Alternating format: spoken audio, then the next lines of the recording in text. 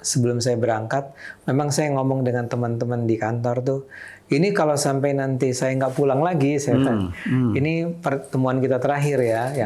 Jadi ayah saya itu adalah tipe orang Minang yang Islamnya rileks, tapi jangan hina Islam gitu lah. Nggak sholat, tapi kalau Quran disobek dia marah. Saya nggak enak ngomong gitu. Itu. Agak bunuh diri ya kalau PDIP itu memajukan Puan sebagai capres kan.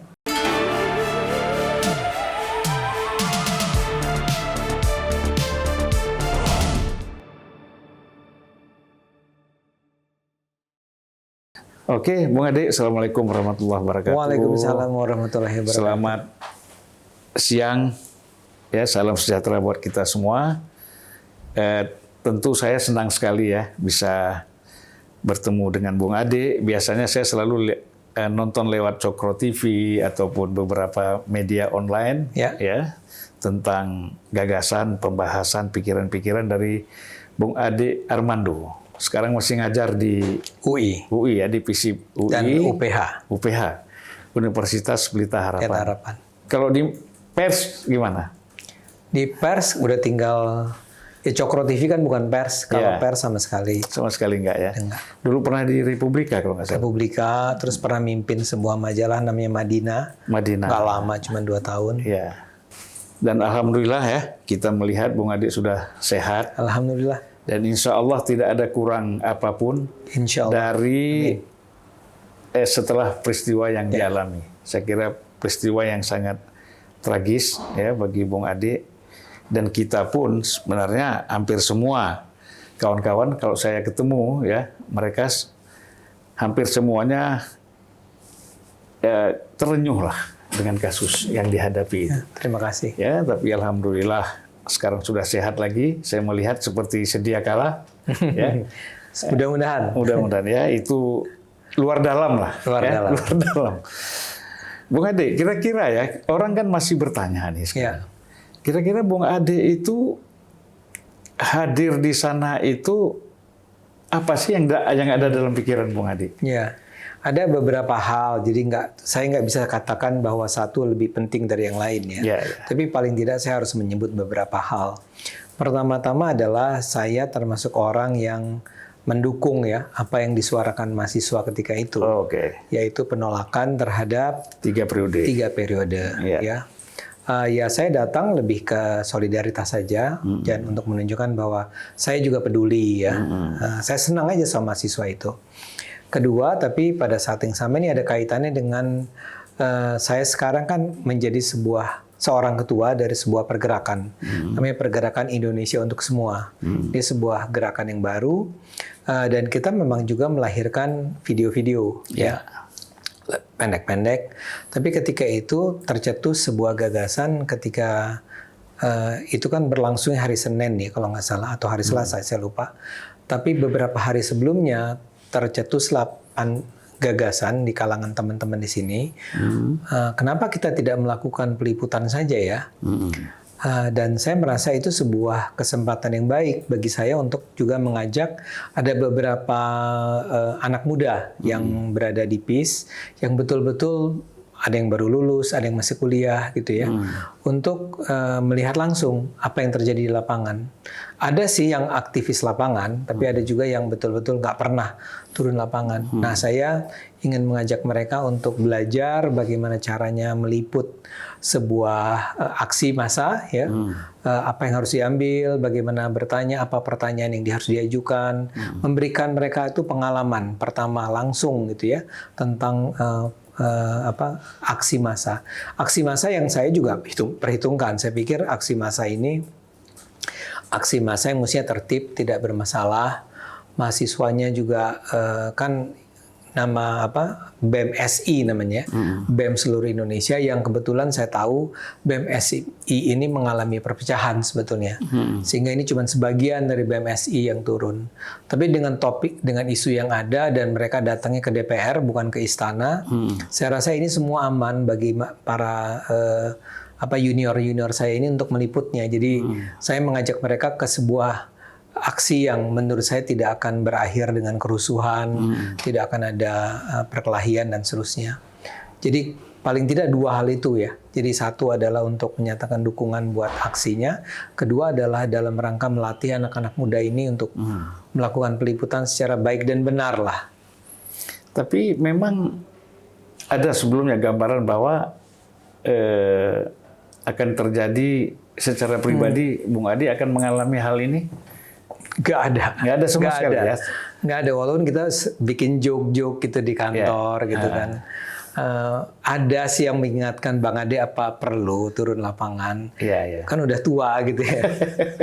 Tapi saya bilang justru saya ingin mengajak yang lain nih untuk mengajarkan mereka tentang ya kita kan dulu di lapangan ya ketika menjadi wartawan gitu kan. Dan saya barangkali ada perasaan ingin kembali berada di tengah aksi, karena terakhir itu saya terlibat dalam aksi itu tahun berapa itu ya, ketika KPK melawan cicak lawan buaya itu yang terakhir tuh saya berada di itu kasus Polri sama itu ya. Kan. Nah, saya ketika itu ada di KPK. Aman juga sih, tapi perasaan berada di tengah kan kita dari 98 udah juga turun lapangan gitu kan. Jadi ada perasaan itu dan orang mengatakan bener nih mau turun, nggak usah lah turun lapangan. Tapi sebetulnya orang-orang yang mengingatkan saya untuk tidak turun lapangan itu lebih concernnya ke arah nanti bagaimana kalau terjadi konflik dengan ada konflik polisi dan mahasiswa dan Anda berada di tengah-tengah gitu kan. Saya agak meyakini bahwa nggak akan terjadi lah itu. Jadi kalau dikatakan ada tidak semacam isyarat atau firasat lah. Itu sih nggak ada. Walaupun kita bikin joke sebelum saya berangkat, memang saya ngomong dengan teman-teman di kantor tuh, ini kalau sampai nanti saya nggak pulang lagi, saya ini pertemuan kita terakhir ya, yang biasalah bikin drama-drama begitu. Tapi sebenarnya kalau firasat nggak ada. Nggak ada ya. Tapi saya kalau nonton videonya ya dari awal gitu Bung Ade jalan, kemudian ada sekelompok orang, kalau nggak salah ada satu orang wanita juga tuh yang ngajak dialog ya. Apa itu yang dibicarakan? Karena nggak jelas itu. Betul, saya bahkan lupa sekarang. Tapi dia marah-marah ke saya dan kalau tidak salah dia sempat menyebut kita sama-sama Padang, saya malu kamu Padang begitu ya. Terus saya merasa perlu untuk menjawab dia dan bertanya tentang kenapa, apa maksudnya gitu kan. Tapi ya seperti biasalah, ya ibu-ibu itu tentu saja bukan hadir ke sana untuk berdiskusi, tapi lebih untuk maki-maki saya kan. Dan setelah itu kalau tidak salah, saya bahkan lupa persisnya apakah dia meninggalkan saya atau saya meninggalkan dia. Karena teman-teman saya, Belmondo misalnya, yang selalu mendampingi saya itu, berusaha mengajak saya, udah bang gitu ya. Yuk kita tinggalkan aja, kita jalan aja terus. Tapi rupanya makin lama makin banyak ya orang yang berkumpul itu. Dan provokasi nampaknya ya. Dan mungkin kayaknya mungkin bukan hanya terprovokasi, bisa jadi memang ada yang instruksi ya. Kalau sekarang kan berkembang berbagai skenario tentang apa yang terjadi, apakah mereka sudah menyiapkan untuk memang mengeroyok ataukah itu spontan. Sebagian percaya bahwa itu udah by design, organized. Ya saya nggak tahu persis. Ya jadi ada info kepada mereka yang di lapangan yang memang sudah ada rasa tidak simpati atau tidak suka kepada Bung Ade ya. Bahwa Ade Armando ada di depan DPR. Ada di depan ya. Dikasih lihat fotonya kalau nggak salah tuh. Terus karena memang kalau sepenuhnya ini adalah tindakan yang natural, terlalu rapih. Ya misalnya saja, saya mula-mula diteriaki, kemudian saya menjawab teriakan itu dan tiba-tiba saya dipukul. Mula-mula kalau tidak salah entah mana bagian belakang dari tubuh saya, terus ditendang pangkal paha saya ini, sehingga saya terjatuh. Dan tiba-tiba saja mereka sudah secara rapih berkumpul. Dan kemudian mereka saling berpegangan ya untuk mencegah jangan sampai ada yang bisa membantu saya kan.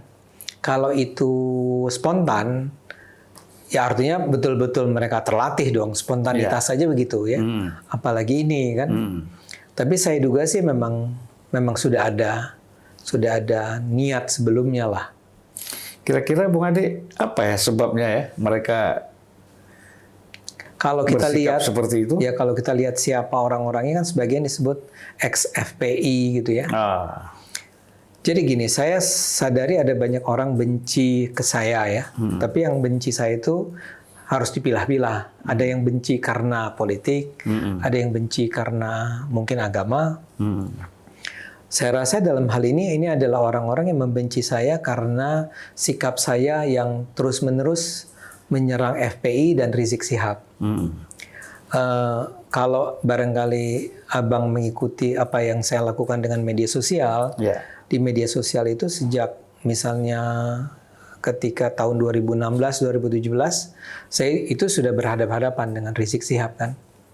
Apalagi ketika kemudian dia melarikan diri kan. Itu saya pernah bikin setiap hari tuh saya tulis. Sudah hari ke-7 Rizik Syihab lari, hari ke-8, hari ke-100, hari ke-101 gitu ya. Saya membayangkan kalau Anda adalah seorang loyalis Rizik Syihab, pendukung, pengagum umatnya, itu pasti membuat mereka marah. Apalagi ketika kemudian Rizik pulang ke Indonesia, lagi-lagi bikin masalah kan, dalam arti akhirnya dia toh di penjara. Itu juga saya terus-menerus berusaha mendorong agar polisi jangan takut, tangkap aja dia gitu kan. Sampai akhirnya ada kasus KM 50 yang tewasnya berapa 6 kalau nggak salah Laskar FPI. Saya juga berada di sisi polisi untuk mengatakan saya percaya bahwa penembakan oleh polisi itu tidak masuk dalam kategori pembunuhan secara semena-mena gitu ya. Saya percaya bahwa itu versi polisi itu benar. Jadi hal-hal semacam itu yang terus-menerus saya lakukan sehingga akhirnya Rizik Syihab sendiri tertangkap, FPI dibubarkan. Mungkin bukan saya sendirian tentu saja yang merupakan penyebab, tapi saya termasuk orang yang paling aktif di media sosial barangkali. Persis, yang paling aktif di media sosial. Bahkan saya mungkin lebih aktif dari teman-teman saya di sini, misalnya Eko dan Denny Siregar ya. Saya lebih keras barangkali karena untuk kurun waktu yang panjang saya melakukannya. Saya duga hal-hal semacam itu membuat mereka sangat membenci saya, karena kalau tidak salah menurut saya hanya membaca di media sosial juga ya, sebagian dari para orang yang sudah tertangkap itu, yang wajah dan wajahnya lah tertangkap oleh kamera, sehingga mereka bisa tertangkap sekarang sebagai pelaku, itu kalau dilacak siapa mereka, beberapa orang dari, saya lupa 7 atau 8 yang sekarang ditahan, sekitar 5 orangnya itu adalah ex-FPI. X ya? X. Ya karena FPI-nya sudah dibubarkan, jadi kita panggil X. Betul. Kalau sekarang masih ada ya masih anggota. Ya. Lalu gini Bung Ade, saya ingat dulu tuh 2017 ya. 2017. Mungkin berangkat dari situ Bung Ade sebutkan bahwa ini Tuhan bukan orang Arab. Oh iya. Ya kan? Itu kira-kira kemana? Itu kan kalau kita bisa melihat bahwa ini untuk menunjukkan bahwa jangan ada dominasi dari satu kelompok etnis, bahwa ini agama ini misalnya eksklusif. Ya, kita ingin betul. membuka. Apa mungkin Bung Ade gimana pandangan itu? Sebetulnya bahkan ada konteks yang lebih spesifik tuh Bang. Sebetulnya itu ditujukan kepada saya sedang ingin membela keputusan Pak Menteri Agama Lukman Hakim. Ya. Itu jadi bahkan sebetulnya itu lebih awal dari 2017 misalnya. Saya lupa persisnya ya. Lukman Hakim itu kan tahun yang periode lalu ya. Nah, ketika itu dia ingin menyelenggarakan sebuah festival pembacaan Al-Quran Langgam Nusantara. Ya.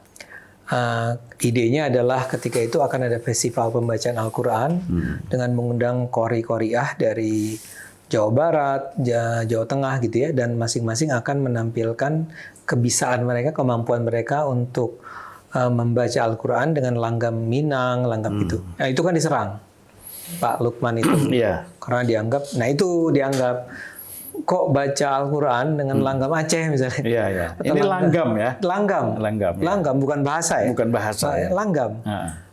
Yang buat saya itu menggelikan, karena kalau kita misalnya lihat saja di YouTube, Itu kan ada tuh pembacaan Al-Quran dengan langgam misalnya China gitu kan, Iya. ada macam-macam lah ya. Bahkan Arab pun berbeda-beda. Oh gitu ya, Arab pun berbeda-beda. Mesir, Syria, Iya. Iran berbeda-beda Berbeda-beda. sebenarnya. Biasa Nah, itu.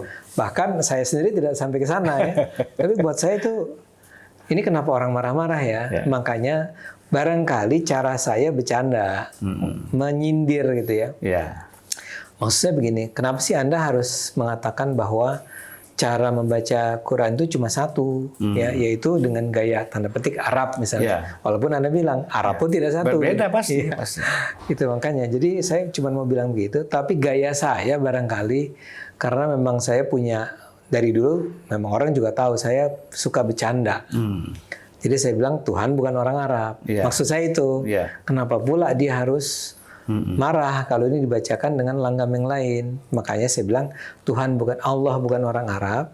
Dia pasti suka kalau ayat-ayatnya dibacakan dengan langgam Minang, dengan langgam Cina, langgam terus saya tambahkan lagi hip hop. Saya bilang itu bisa aja gitu kan. Dan itu selama dia tidak menyalahi ayatnya tidak dibaca secara salah kan, ya cukup dong gitu. Ya. Tapi kan itu ditulisnya di postingan FB Bang, yang pendek aja. Waktu itu ada hubungan dengan ingin juga agar itu bisa di repost di tweet. Dan itu kan harus pendek kan? Iya. Ya, jadi itu saya nggak sangka. Jadi sebenarnya kejadiannya sekitar tahun 2015, digugatnya 2016-an lah kira-kira gitu. Makanya ramainya 2017. Ya, ya. Mungkin gini, saya melihat sebenarnya kalau orang mampu berpikir secara imajinatif, bahasa itu biasa. Iya. Nah, bagi sebagian orang kan perlu elaborasi. Iya. Nah, mungkin di media sosial itu elaborasinya terbatas ya. Iya, iya, betul. Sehingga mereka tidak dapat menangkap apa yang dimaksud sesungguhnya. Gitu. Tapi saya kemudian menulis secara agak panjang di FB untuk menjelaskan apa yang saya maksud dengan Tuhan bukan orang Arab. Iya. Tapi kan ya orang sudah tidak mempedulikan yang bagian itunya. Iya. Yang dia persoalkan adalah Itu bukan berita dianggap. itu bukan Yang berita itu itu yang tadi. Kalau ini udah percakapan intelektual ini. Ya. Ya. Jadi karena itulah saya bahkan berusaha berulang kali bertanya kepada si orang yang menggugat itu, Anda kenapa marah gitu? Kenapa Anda marah dengan kalimat saya? Tapi dia menanggapi dengan mengatakan, ini saya sudah berikan waktu Anda 3 kali 24 jam untuk menarik. Sudah terlambat itu semua. Ya sudah. Nah jadilah. Tapi sempat dipanggil ke Barreskrim. Oh sempat. Sempat ya? Sempat. Kan sempat dijadikan tersangka, sempat kemudian di SP3 kan Ya. oleh polisi. Polisi juga bingung ini delik hukumnya bagaimana. Kata mereka memanggil ahli bahasa. Ahli bahasa mengatakan nggak ada yang salah dengan kalimat saya kan. Karena itulah kemudian di SP3. Memang kalau mengikuti perjalanan Bung Ade ya, saya kira menarik. Dulu Bung Ade agak sedikit dalam konteks pemahaman agama Islam ini kan agak liberal ya. Ya. Liberal ya. Pada masa, saya lupa itu, pada masa-masa... Ya ketika ada Islam liberal. Ya. Atau pada masa Ijmi.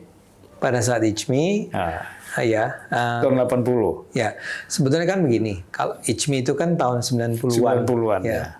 Saya berada di kubu, kan sebetulnya di Ijmi itu banyak orang yang kalau Anda sebut sebagai liberal itu adalah seperti cara berpikirnya, kan bapaknya kayak di Indonesia itu namanya Nurholis Majid kan, Nurholis Majid. yang adalah HMI kan, ya. Ya misalnya Mas Adi Sasono itu kurang lebih cara berpikirnya sama dengan saya kan. Liberal. Terus ada orang-orang seperti Mas Dawam Raharjo atau yang baru saja mendiang Buya Syafi'i Ma'arif dan seterusnya kan. Jadi liberal dalam artian tidak ingin terkukung, tidak ingin terikat oleh doktrin-doktrin keagamaan yang sebagaimana ditafsirkan oleh para ulama terdahulu kan. Jadi bukannya menolak tapi tidak mau terikat, sehingga intinya kan kalau Cak Nur itu Nurholis Majid kan intinya adalah melakukan pembaharuan penafsiran Islam kan. Itu yang bagi dia harus berani dilakukan oleh sekularisasi, bukan sekularisme dia bilang kan gitu. Jadi saya sangat terpukau dengan pikiran-pikiran Cak Nur kan, ya. Sehingga saya masuk dalam ya grup ICMI itu ketika itu. Ya bahkan kalau kita lihat Gus Dur juga, Iya, betul. Gus Dur lahir Apalagi- dari sebuah kelompok masyarakat yang sangat kental, Betul. ketat Betul. dengan aturan-aturan fikih ya. Betul. Gitu. Tapi NU dia juga ya. keluar dari situ kan. Betul. Tapi kalau saya begini, Bang, saya itu walaupun saya Minang, saya itu tidak dibesarkan dalam tradisi keislaman yang kuat. Ya, jadi ayah saya itu adalah tipe orang Minang yang Islamnya rileks, tapi jangan hina Islam gitu lah. Iya, Ya, iya, iya. biasa orang Minang kan begitu. Gitu. Nah, Nggak sholat, tapi kalau Quran disobek dia marah. saya nggak enak ngomong gitu karena ayah saya untuk baru tahun berapa dia sholat itu, Iya. jadi belakangan betul gitu Iya. ya. Jadi saya tidak dibesarkan dengan tradisi itu, Iya. bahkan tidak mengaji, tidak gitu ya. Tapi kalau saya lihat orang Minang memang kalau sudah terjun ke dalam dunia politik itu banyak terpengaruh dengan pikiran-pikiran Syahrir ya. Syahrir, Kalau agama mungkin Pak Natsir. Natsir, ya Natsir, Syahrir. Anda menyebut nama yang tepat. Saya itu pengagum Syahrir. Iya. Buku-buku Syahrir dulu saya baca ya. Jadi saya membayangkan, ya saya termasuk orang yang dulu itu merasa bangga menjadi Minang itu Ya. karena ada Muhammad Hatta, dan Natsir, ada Syahrir, ada Hamka gitu kan. Dan orang-orang hebat semua. Orang-orang hebat semua dan sangat pluralis semua. Ya. Itu. Jadi saya lebih tepat sebetulnya liberal dalam artian pluralis ya, beragam, menerima keberagaman, Ya, semua kebebasan berpikir. kebebasan Bukan berpikir. bukan bebas tidak beragama. Betul. Ya kan? Bukan bebas Ya, dari agama. Benar sekali. Tetapi kita kebebasan berpikir aja. Iya. Kita tuh tidak orang liberal yang sesungguhnya menurut saya bukan berarti bebas menafsirkan semau-maunya gitu. Tapi kita artinya kan bisa selalu mempertanyakan doktrin-doktrin yang sudah diterima secara agak kaku sebelumnya Ya. dengan tetap menggunakan rujukan ayat, rujukan hadis, rujukan sunnah, rujukan pendapat para ulama atau para cendekiawan Islam di abad ke-20, 21. Nah, liberal dalam artian itu, Ya. saya mengakui itu. Tapi begini masalah, saya ya dapat juga pandangan-pandangan, misalnya sisi pandang orang terhadap Bung Ade misalnya.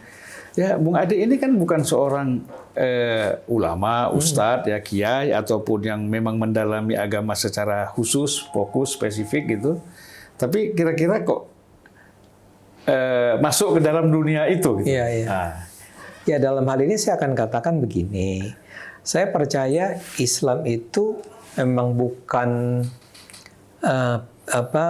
eksklusif, hanya bisa dibicarakan, disampaikan, didiskusikan oleh para ulama, Iya. oleh orang-orang yang belajar Islam secara melalui lembaga-lembaga formal, Iya. institusi-institusi formal, bisa siapapun. Iya.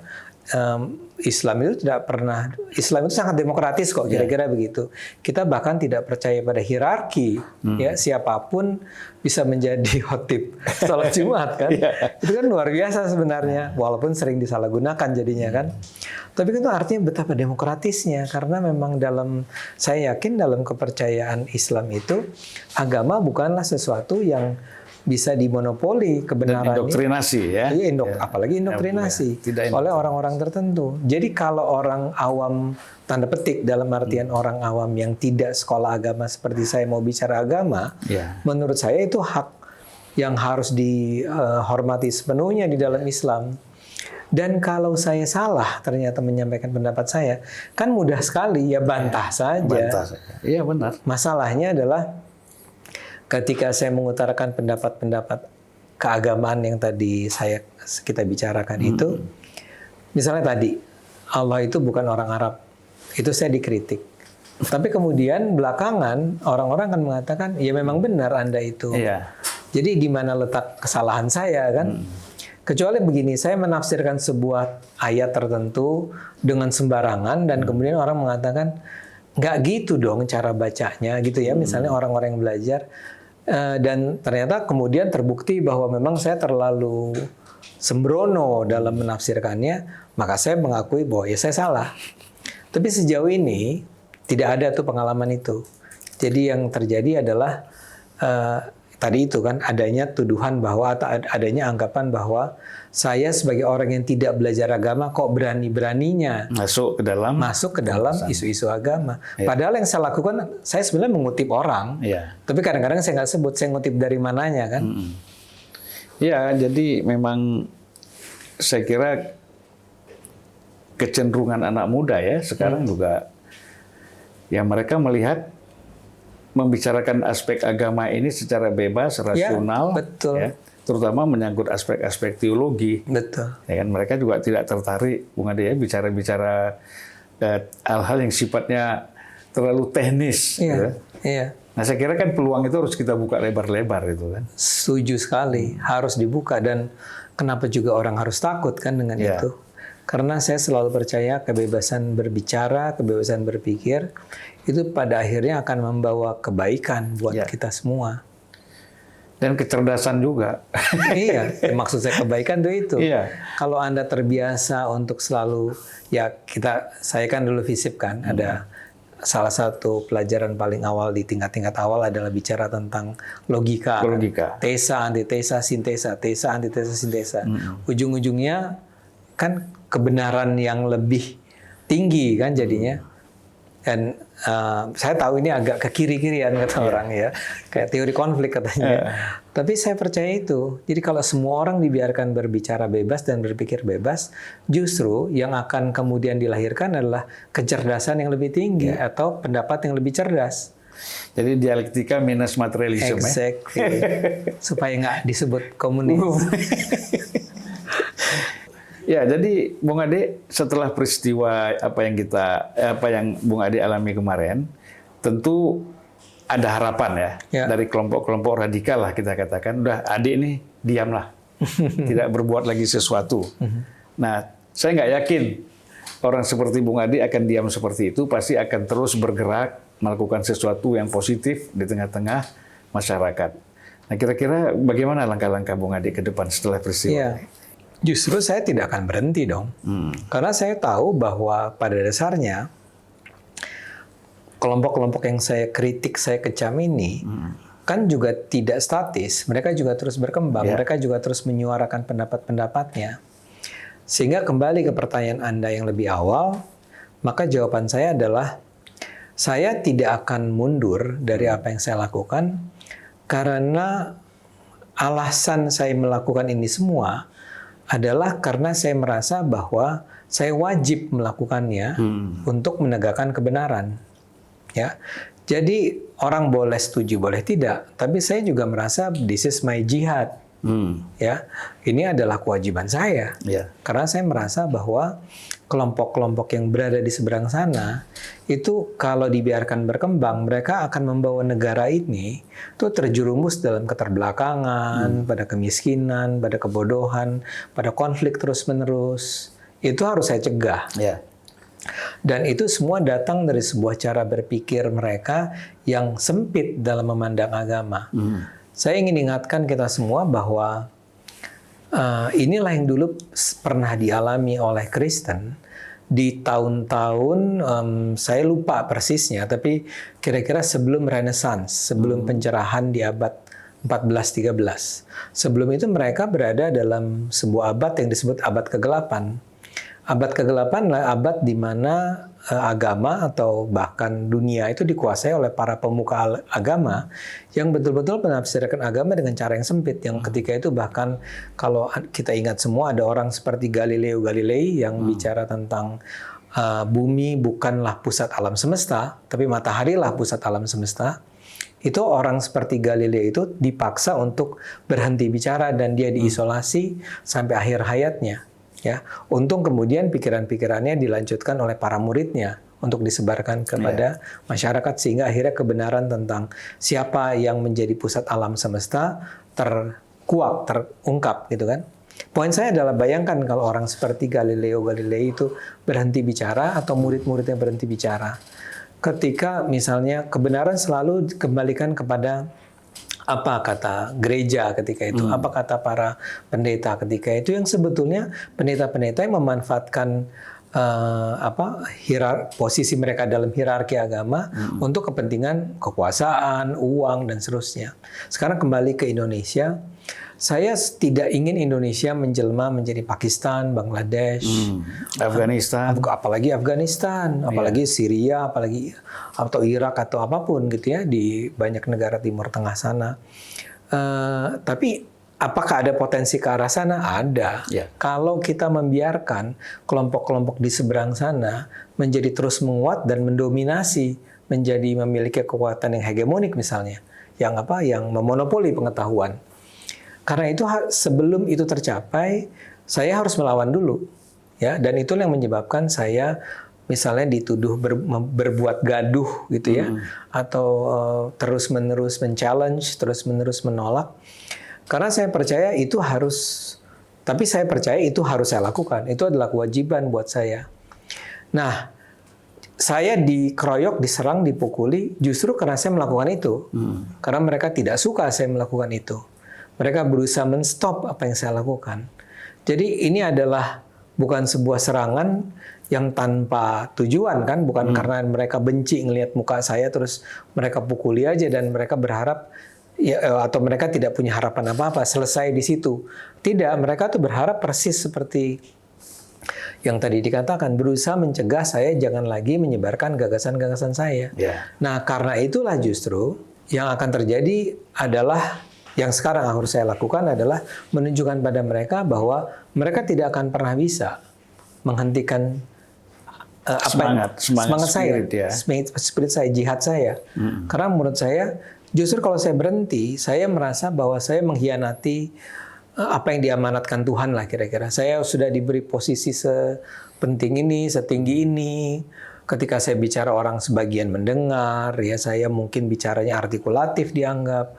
Saya ini cukup populer ya, dan saya punya kanalnya, punya teman-teman, punya Anda saja mewawancarai saya kan, itu menunjukkan betapa saya dianggap penting oleh orang lain. Yeah. Nah kalau setelah saya dianggap penting dan saya punya kemampuan untuk menyampaikan kebenaran versi saya tentu saja, itu saya tidak melakukannya, yaitu kan artinya saya mengkhianati apa yang sudah seperti diamanatkan oleh, dipercayakan, dimandatkan lah oleh Allah, oleh masyarakat.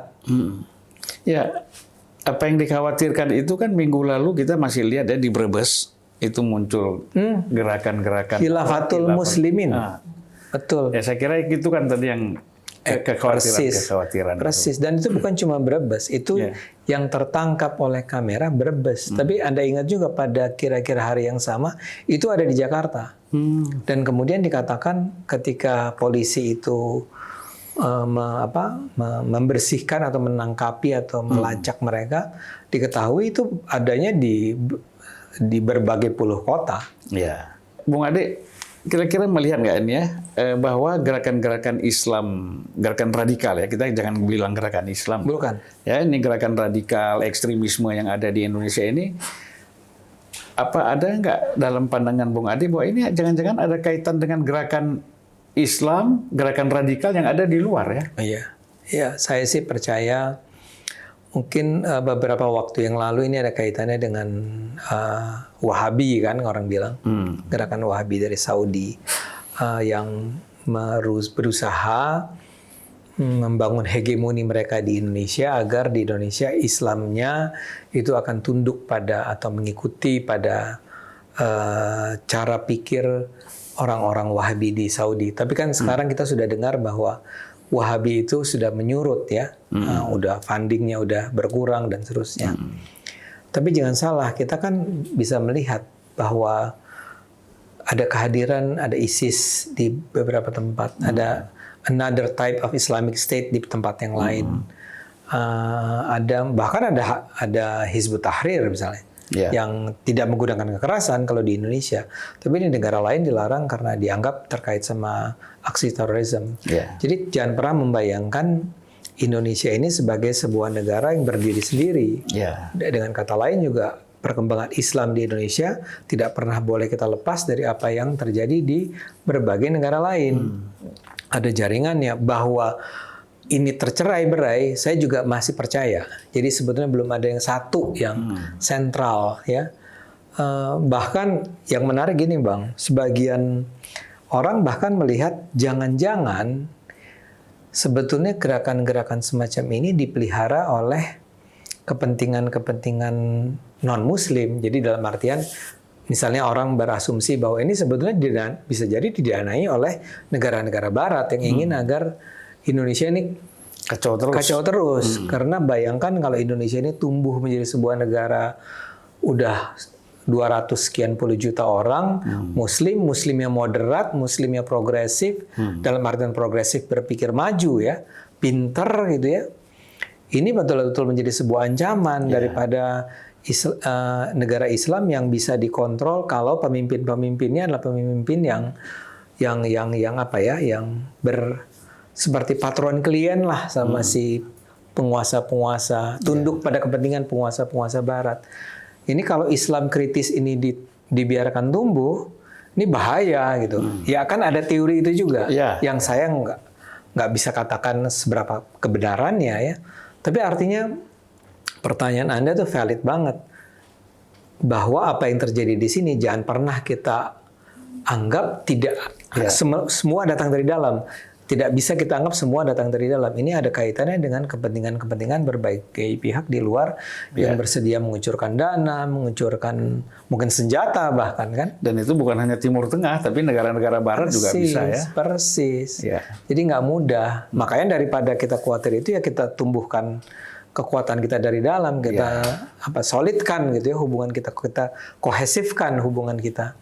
Nah ini Bung Ade, saya kira apa yang disampaikan perlu menjadi pegangan ya bagi siapapun intelektualitas kita, politisi kita harus lebih memahami bahwa Bung Ade ini juga cukup rasional ya dalam memahami gerakan-gerakan yang terjadi.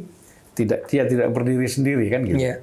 Jadi ini bukan dasar, kalau saya tangkap ini bukan dasar kebencian terhadap radikalisme juga, ya. Tetapi memang kita melihat, kita menyayangkan, kan gitu. Kawan-kawan ini tidak menyadari bahwa ada engineering dari luar dalam konteks ingin meredam perkembangan pemikiran Islam yang kritis dan demokratis di Indonesia, kan itu kira-kira. Betul. Dan lebih dari itu, yang ingin diredam adalah Indonesia itself. Indonesia itu tidak boleh maju, tidak boleh menjadi sebuah superpower. Kita bisa aja bicara tentang kita akan menjadi negara terbesar kelima kali ya, secara ekonomi pada tahun 2045 atau berapa gitu ya. Dan itu menakutkan. Jadi kebetulan memang mayoritasnya orang-orang Islam kan, dan orang-orang Islam ini kalau orang Islamnya Islam kritis, itu yang bahaya. Kalau Islamnya Islam kayak Saudi, itu gampang kuasainya. Jadi Islam seperti intelektual seperti Nurholis Majid ini diusahakan jangan banyak lah. Jangan banyak lah. Itu mungkin ada banyak yang bahagia, orang kayak Syafi'i Ma'arif almarhum yang meninggal. Udah satu-satu pergi gitu. Jalaluddin Rahmat. Banyak kan? Kalau bisa mereka, kalaupun ada ya jangan terlalu banyak berpengaruh. Itu yang ditakutkan. Makanya tumbuh radikalisme ini dan ekstremisme. Nah, makanya kalau ada pertanyaan itu radikalisme itu dibiayai oleh siapa kan? Selalu pertanyaan besarnya itu. Tapi marilah kita ingat bahwa Al-Qaeda dan ISIS itu kan awalnya ya, dan FPI awalnya kan bukan tumbuh karena mereka ngumpulin duit sendiri gitu kan. Ini benar-benar ada saluran uang yang berlimpah yang sebetulnya ditujukan untuk menumbuhkan, ya misalnya kasus yang paling gampang Afghanistan, tadinya mereka dibiayai untuk melawan Soviet kan, tapi mereka menjadi besar dan ketika dia sudah menjadi besar, dia sudah tidak terkontrol kan. Tapi yang ingin saya katakan di belakang itu, di belakang Taliban itu ada dana berlimpah yang datang dari kepentingan Barat. Ini kan jadi rumit kita memandang dunia seperti ini. Kita memandang Amerika itu sebagai champion of democracy, tapi dia bisa saja karena kepentingan dia membiayai gerakan-gerakan yang justru sebetulnya anti Amerika. Nah, saya nggak mau ambil kesimpulan mengenai itu dan menuduh siapapun. apakah benar ada Amerika, apakah benar ada yang lain-lain, apakah Timur Tengah. Saya hanya ingatkan bahwa yang disebut sebagai kelompok-kelompok radikal di Indonesia ini tidak sesederhana seperti yang barangkali dibayangkan. Kalau dia ditangkap beberapa orang atau dibubarkan organisasinya, itu dengan sendirinya selesai. Karena ya, sesuatu yang dananya besar itu akan seperti apa namanya, yang dia menggandakan diri dengan selama dana masih ada. Dan pastilah karena ada aspek ideologisnya juga kan. Pasti mereka pertahankan. Pasti. Ya. Kemarin menarik ya, Bung Ade ini hadir di ulang tahun pertama Ganjaris itu ya. Nah, sebagai pendiri atau sebagai apa, Bung Ade? Saya bahkan nggak tahu, saya tuh sebagai apa di sana. Saya ingat saya diminta sebagai salah seorang pembina, penasehat atau apapun. Karena saya dulunya diminta untuk duduk dalam struktur organisasi intinya. Saya menolak. Karena menurut saya memang itu bukan tipe saya gitu kan, gitu ya. Tetapi kemudian saya tetap masuk di sana. Tapi kalau misalnya tujuan pertanyaannya adalah apakah saya seorang pendukung Ganjar? Iya. Saya menganggap bahwa saat ini paling tidak dengan mempertimbangkan kandidat-kandidat yang ada, kalau tahun 2024 sih pilihan terbaik menurut saya adalah Ganjar untuk mencapai apa yang tadi saya cita-citakan. Tapi gini, Bung Ade kok yakin bahwa Ganjar ini akan bisa maju? Karena kan katanya PDIP tidak mendukung, tidak mencalonkan Ganjar saat ini ya. Saat ini yang kita dengar seperti itu. Sebetulnya kalimatnya memang saya khawatir walaupun dia adalah kandidat terbaik, dia belum tentu maju. Tapi kalau Anda tanya siapa yang terbaik, saya akan pilih Ganjar. Karena saya merasa bahwa PDIP itu hampir pasti tidak akan mendukung Ganjar. Hampir pasti menurut saya. Ya karena faktornya adalah faktor Puan dan faktor Bu Mega kan. Dan orang-orang di sekitar ada Bambang Pacul lah, ada apa segala macam kan. Sulit sekali untuk Ganjar untuk bisa maju melalui PDIP. Saya masih berharap bahwa dia akan didukung oleh partai-partai lain. KIB misalnya ya. Apa? KIB kemarin Golkar, PAN sama P3. Oh iya, tapi nggak mungkin kayaknya. Nggak mungkin ya? Waduh. Nggak, maksudnya Golkar, PAN sama apa tadi? P3. Kalau mereka kayaknya nggak akan memajukan Ganjar kecuali sebetulnya Ganjar dimajukan oleh partai lain dan mereka turut mendukungnya kan. Poin saya adalah memang ini tidak mudah. Berarti gini Bung Ade, kalau 3 ini tidak, itu saya nggak akan mengatakan tidak, tapi dia tidak akan belum tentu ya. Belum tentu, dia tidak akan memajukan nama Ganjar pada kesempatan pertama, saya rasa. Berarti ya harapannya saat ini paling tidak harapannya itu Nasdem, Demokrat sama PKS. Nasdem, PKB ya, ada satu lagi. Sebetulnya tadi saya berharap kayak Nasdem, PKB, Golkar gitu, yang partai-partai sekuler lah, partai nasionalis. Nasionalis. Itu akan bersepakat untuk memajukan pilihan yang paling masuk akal menurut saya.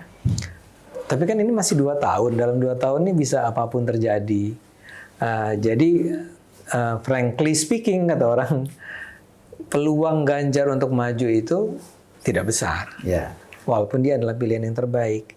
Saya masih berharap hasil-hasil survei polling itu akhirnya akan membuat pada akhirnya partai-partai yang masih mau berpikir secara rasional mengatakan memang pilihan terbaik adalah kalau kami memajukan Ganjar nih. Dan itu koalisi dari, bisa saya tadi ada Golkar, P3 PAN, plus Nasdem, plus Demokrat gitu kan, bergabung bersama untuk mengajukan Ganjar. Jadi Prabowo-nya sulit dong. Prabowo sulit. Ya, Gerindra nggak ada. Oh iya. Posisinya kan jadi sulit. Kan Gerindra sama PDIP. Gitu, kalau itu lain kan. Kan Puan. Tadi kan kata Bung Ade, PDIP akan mengajukan Puan. Iya, mungkin kan sebagai cawapres kan. Kan gitu. Agak bunuh diri ya kalau PDIP itu memajukan Puan sebagai capres kan. Agak terlalu berisiko. Tapi kalau misalnya PDIP-nya yakin kan nggak masalah. Artinya Tapi kan, begini, sampai saat ini kan saya melihat beberapa pernyataan baik dari Puan Maharani ataupun dari Hasto sebagai sekjen mengatakan bahwa alat ukur untuk seorang maju sebagai calon presiden itu kan tidak hanya survei, tetapi kan dibutuhkan juga kinerja dan leadership. Nah, mungkin mereka kan melihat bahwa Puan ini mempunyai kinerja dan leadership yang cukup pantas untuk didukung menjadi presiden. Nah, saya nggak yakin bahwa mereka melihat bahwa Puan punya kinerja dan leadership. Kan mereka pada dasarnya juga pasti melihat secara saya harus mengatakan saya bukannya tidak menghargai Puan. Ya. Saya tidak anti Puan. Tapi kalau tolak ukur adalah kinerja dan leadership, jelas menurut saya bahwa Puan tidak memiliki keduanya.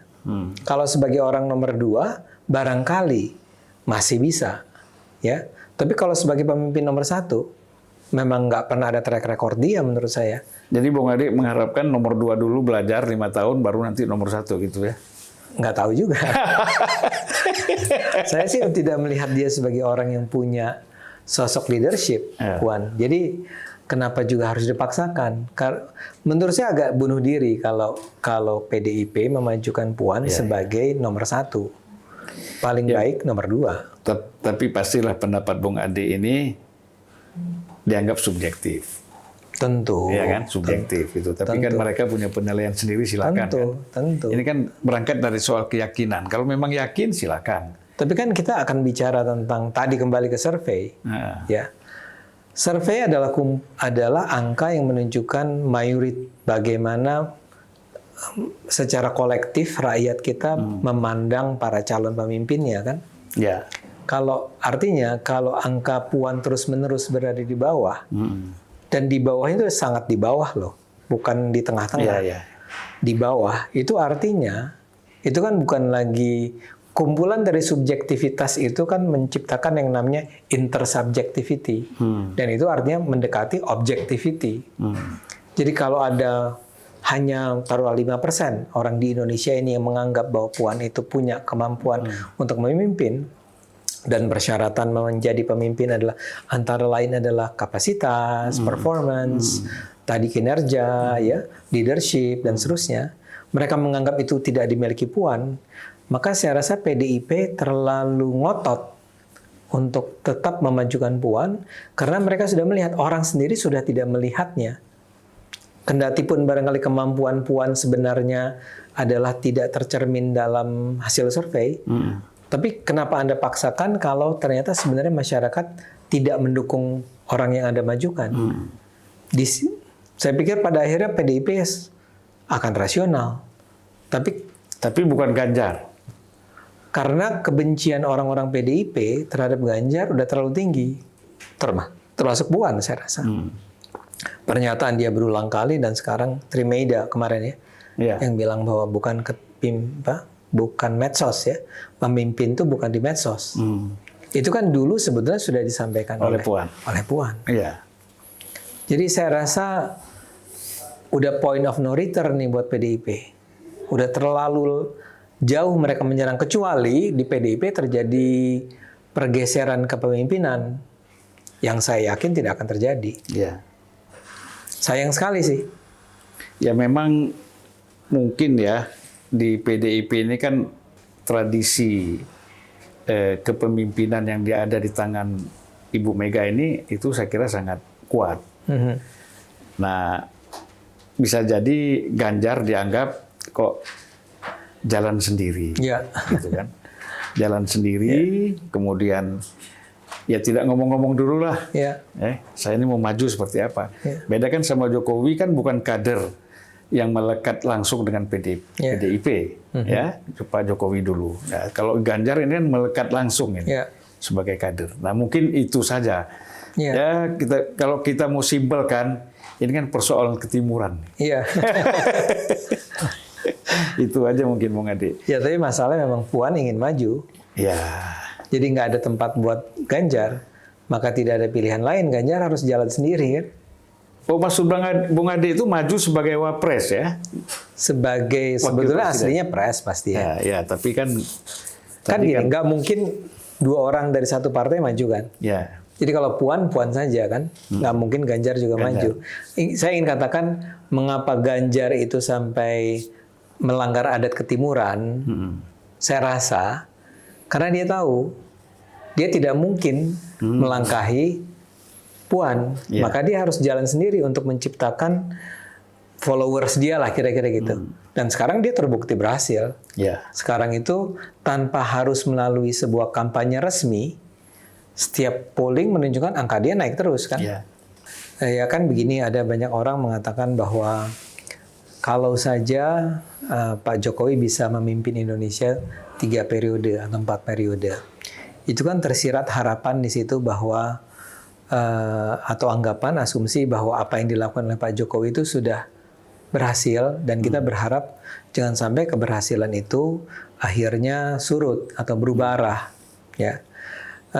Tapi toh memang tidak mungkin dia menjabat lebih dari 2 kali periode. Sehingga kalau kita bicara Indonesia ke depan, ternyata saya tidak ingin mengatakan di Indonesia semua tergantung pada pemimpin, tapi siapa yang memimpin menjadi penting, ya. Jadi kalau kita bicara di masa lalu ada misalnya stabilitas Pak Harto selama berpuluh tahun, terlepas dari soal otoritarianismenya ya. Tapi paling tidak kan sekarang orang juga berpikir bagaimana caranya agar apa yang sudah dimulai oleh Pak Jokowi yang sangat positif, pertumbuhan ekonomi, pembangunan infrastruktur, bagaimana untuk pertama kalinya barangkali daerah-daerah di luar Jawa merasa bahwa mereka juga adalah bagian dari Indonesia gitu ya, keberagaman dan seterusnya.